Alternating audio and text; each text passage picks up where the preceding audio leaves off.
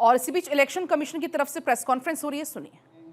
Election commissioner doctor Sukhbir Singh Sandhu sir, माननीय election commissioner doctor Vivek Joshi ji उपस्थित हैं। स्टार्ट करने से पहले मैं आपको थोड़ा सा आज की प्रेस वार्तालाप का एक फॉर्मेट बता देता हूं।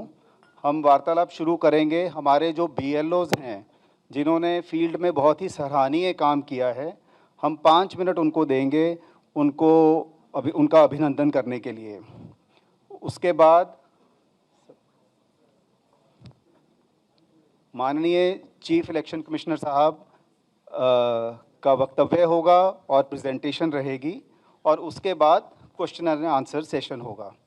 आप सबसे निवेदन है कि अपने mobile phones kindly silent mode पे कर दीजिए, और क्वेश्चन जब आप पूछेंगे तो काइंडली अपने आप को इंट्रोड्यूस कीजिए, अपनी ऑर्गेनाइजेशन का नाम बताइएगा, उसके बाद आप क्वेश्चन पूछिए। क्वेश्चंस हम 5-5 के ग्रुप में लेंगे। पहले 5 लोग अपना क्वेश्चन पूछ लेंगे, उसके बाद CEC साहब उनका उत्तर देंगे। इस तरह के हम 5-5 ग्रुप्स में क्वेश्चंस लेंगे। तो मैं निवेदन करता हूं कि जो हमारे BLOs सारी बिहार की डिस्ट्रिक्ट्स के हमारे बीच में हैं वो आएँ।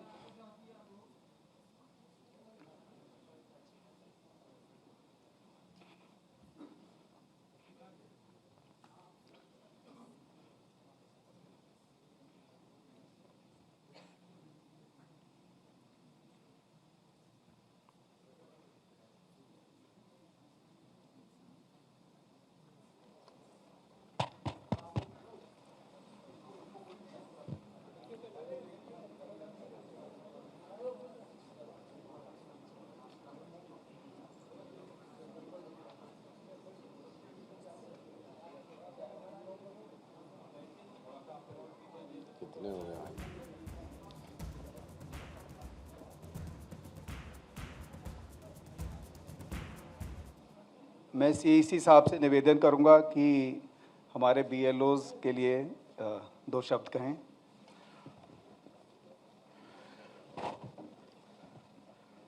सबसे पहले बिहार की इस पावन धरती पर चुनाव आयोग की तरफ से आप सभी का स्वागत है। हाल ही में बिहार में मतदाता सूची के शुद्धिकरण का कार्य हुआ, और जो हमारे समक्ष बूथ लेवल ऑफिसर्स मौजूद हैं, इन्होंने न केवल अपने बूथ में मतदाता सूची के शुद्धिकरण का कार्य किया, बल्कि इन लोगों के साथ साथ बिहार के 90,217 बूथ लेवल ऑफिसर्स ने एक ऐसा कार्य किया जो कि पूरे देश में अनुकरणीय है। मैं निवेदन करूंगा कि करतल ध्वनि के साथ हमारे इन योद्धाओं को प्रोत्साहन दिया जाए। आप लोगों का बहुत बहुत धन्यवाद, क्योंकि आप लोग न केवल अपने बूथ में मतदाताओं के साथ काम करते हुए आपने न केवल मतदाता सूची को शुद्ध किया है, बल्कि पूरे देश में जो बाकी बूथ लेवल ऑफिसर्स जब इस कार्य को करेंगे तो उनको आपसे बहुत बहुत प्रेरणा मिलेगी। जैसे कि विश्व को बिहार की वैशाली ने ही गणतंत्र का रास्ता दिखाया था, वैसे ही आप सभी लोग मिलकर अब देश को मतदाता सूची को शुद्ध करने के कार्य के लिए प्रेरणा का स्रोत बढ़ेंगे। बहुत बहुत धन्यवाद। BLO से निवेदन है कि थोड़ा आगे आ जाएं फटाफट, और ताकि एक ग्रुप फोटोग्राफ हो जाए, फिर आप लोग जा सकते हैं। मैं रिक्वेस्ट करूंगा कमीशन से कि काइंडली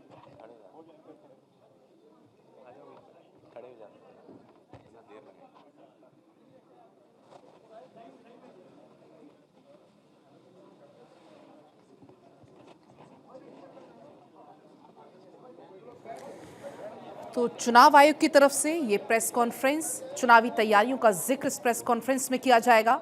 वोटर लिस्ट का शुद्धिकरण हुआ। भी आपने सुना यहाँ पर सीसी ज्ञानेश कुमार को इन बातों का जिक्र करते हुए। और फिलहाल ये तस्वीरें हैं। थोड़ी ही देर में जो सवाल जवाब की प्रक्रिया है वो भी यहाँ पर चलेगी, क्योंकि अब बहुत जल्द बिहार में चुनावों की तारीखों का ऐलान हो जाएगा। उसके पहले आपने देखा किस तरीके से वोटर लिस्ट का शुद्धिकरण हुआ। ये ज्ञानेश कुमार की तरफ से ये कहा गया, क्योंकि एसआईआर को लेकर भी पहले बिहार में जमकर बवाल हुआ। और फिलहाल तमाम जो बीएलओज वहां पर मौजूद थे उनके साथ एक ग्रुप फोटोग्राफ यहां पर हुआ। एसआईआर की प्रक्रिया हाल ही में पूरी हुई है। सीसी की तरफ से यह कहा गया 90,217 बीएलओ ने इस पूरे काम को अंजाम दिया। तो फिलहाल ये तस्वीरें पटना से आपको हम लगातार दिखा रहे हैं। और अब से थोड़ी ही देर में जो प्रेजेंटेशन है वो भी यहाँ पर दी जाएगी, क्योंकि अभी आपने सुना वहाँ पर इस बात का जिक्र भी किया गया था कि जो बाकायदा पूरी प्रेजेंटेशन है उसके माध्यम से जानकारी स्पष्ट की जाएगी। तमाम जो बीएलओज इस काम में लगे हुए थे उनका भी शुक्रिया अदा किया गया सीसी ज्ञानेश कुमार की तरफ से। तो चुनाव आयोग की ये press conference. Honourable doctor Vivek Joshi, Bharat के निर्वाचन आयोग के वरिष्ठ अधिकारियों की टीम, बिहार के chief electoral officer Shri Vinod Gunjiyal जी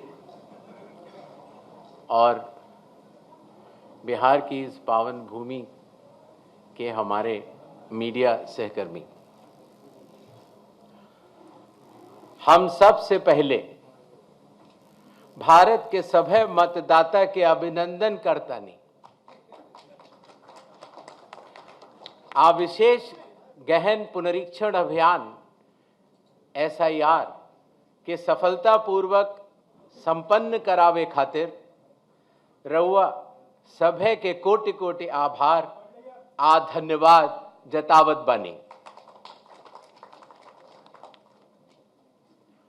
भारत निर्वाचन आयोग की तरफ से बिहार के सब मतदाता सभक अभिवादन करैत छी। आपके माध्यम से मैं बिहार के सभी मतदाताओं से यह आह्वान करता हूं कि आइए, जिस तरह से हम अपने त्योहारों को उल्लास और श्रद्धा से मनाते हैं और विशेष रूप से बिहार की छठ पूजा जैसे महान लोक पर्व को पूरे उत्साह व आस्था से मनाते हैं, उसी तरह से लोकतंत्र के चुनाव के इस महापर्व को भी उत्सव की तरह मनाएं। अपनी भागीदारी सुनिश्चित करें, जिम्मेदारी निभाएं और मतदान अवश्य करें। अपना भागीदारी पक्का करी, जिम्मेदारी निभाएं, आप वोट जरूर करें। धन्यवाद। अब हम आपके समक्ष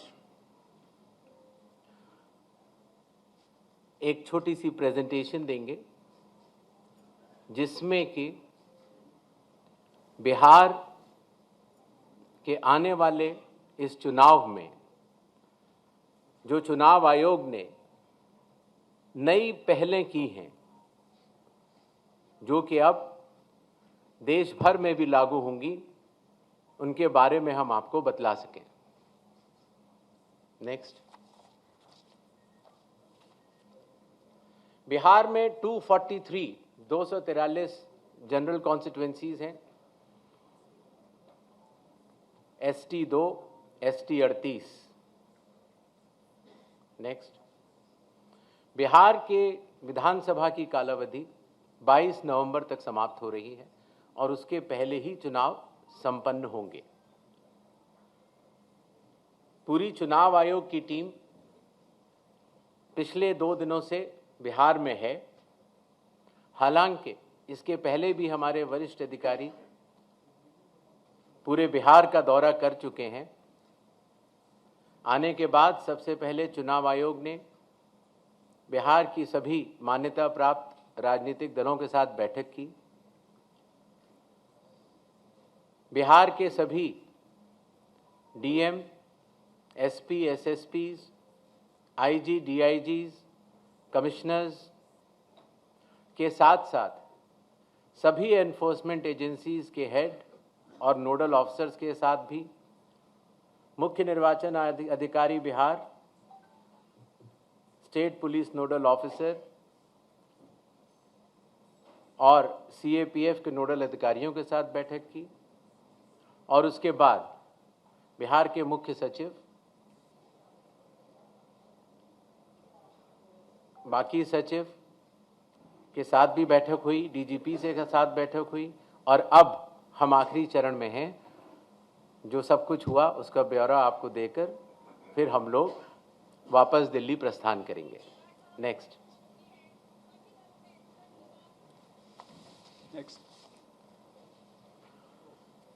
बिहार से शुरू होने वाली कुछ पहलों में सबसे पहले परिशीलन, ट्रेनिंग। बूथ लेवल एजेंट्स की पहली बार चुनाव आयोग ने ट्रेनिंग की और बिहार के सभी बूथ लेवल एजेंट्स 1 की ट्रेनिंग कुछ माह पूर्व ही दिल्ली में संपन्न हुई। साथ ही साथ बूथ लेवल ऑफिसर्स की भी ट्रिपल आईडीएम में ट्रेनिंग हुई और अभी तक देश भर के लगभग 700 बूथ लेवल ऑफिसर्स और सुपरवाइजर्स की ट्रेनिंग पूरी की जा चुकी है।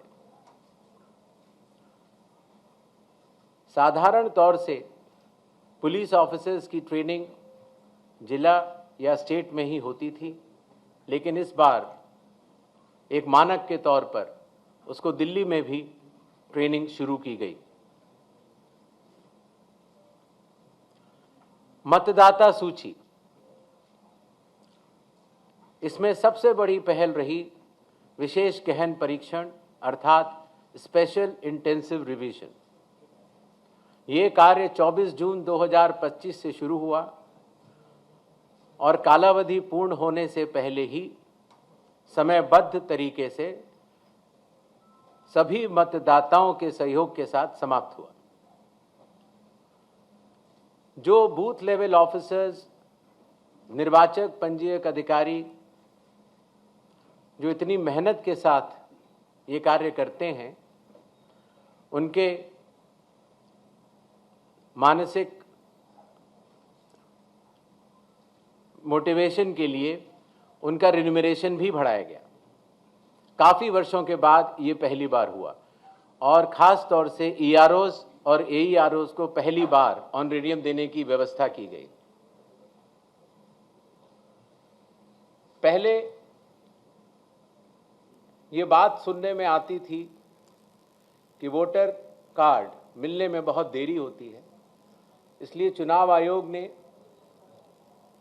वोटर कार्ड के वितरण की हर चरण की एनालिसिस करते हुए अब उसको 15 दिन के अंदर हमारे मतदाता को मिल जाए, ऐसी व्यवस्था की।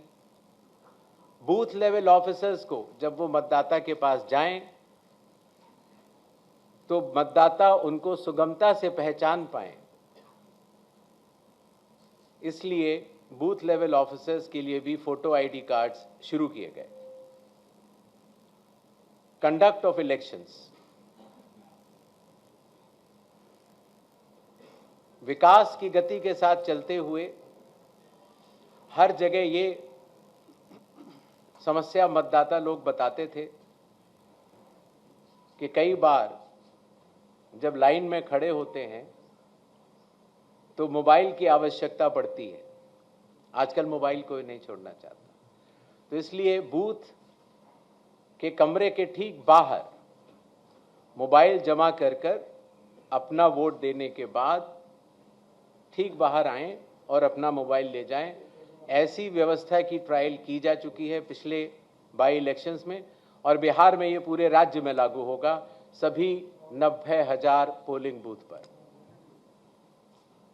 फिर एक बात ये भी समझ में आई कि जो मतदाताओं को वोटर इंफॉर्मेशन स्लिप दी जाती है जिससे कि उनको पता लग जाए कि ये बूथ कहाँ पर है, और अगर चाहें तो पहले भी जाके देख सकते हैं।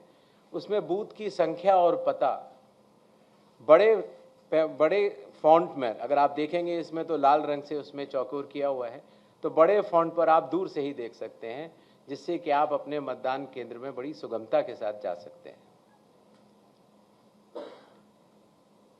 इलेक्शन कमीशन ने टेक्नोलॉजी का सहारा कई वर्षों से लिया हुआ है।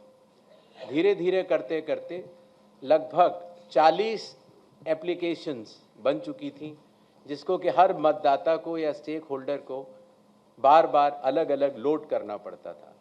इसलिए सबको मिलाकर एक कंप्यूटर प्लेटफॉर्म तैयार किया गया, जिसका नाम है one stop digital platform ECI net.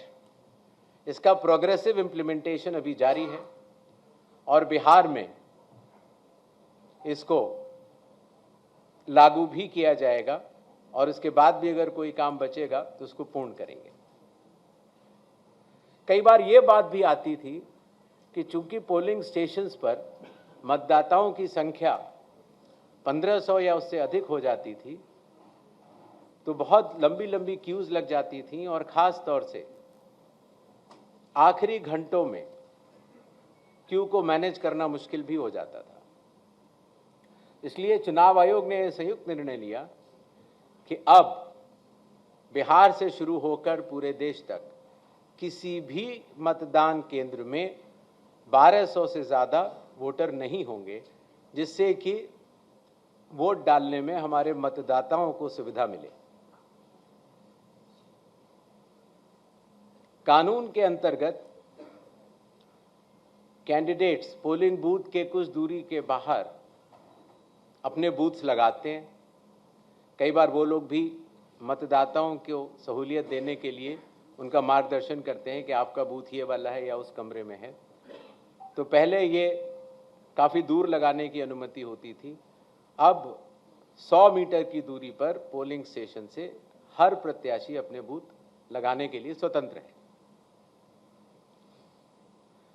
पहले ये बात भी आती थी कि जो वेबकास्टिंग है, जो पोलिंग बूथ के अंदर जो वेबकास्टिंग होती है, वो कहीं 50% या कम से कम 50% या 60% बूथों पर होती थी, और अब बिहार से शुरू होकर पूरे देश में जब भी चुनाव होंगे 100% वेबकास्टिंग हर पोलिंग स्टेशन पर की जाएगी। कई बार प्रत्याशियों ने ये बात कही कि जब ईवीएम पर जो बैलेट पेपर या कागज़ लगता है, उसमें जो उनकी फ़ोटो आती है वो ब्लैक एंड वाइट होती है, और इसलिए मतदाता को पहचानने में कई बार दिक्कत हो जाती है। हालांकि चुनाव चिन्ह तो रहता है, और साथ ही साथ ये भी बात आई कि सीरियल नंबर भी बड़ा होना चाहिए। तो इसलिए बिहार के चुनाव से शुरू करके पूरे देश में अब सीरियल नंबर का फॉन्ट भी बड़ा होगा, और प्रत्याशियों की फ़ोटोग्राफ वो कलर्ड फोटोग्राफ लगाई जाएंगी। मतगणना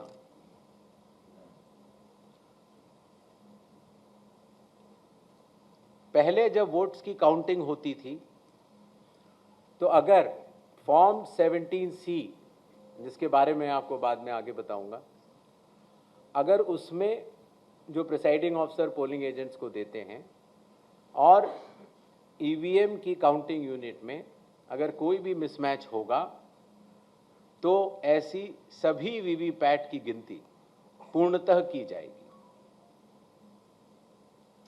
इसी तरीके से पोस्टल बैलेट्स की गिनती भी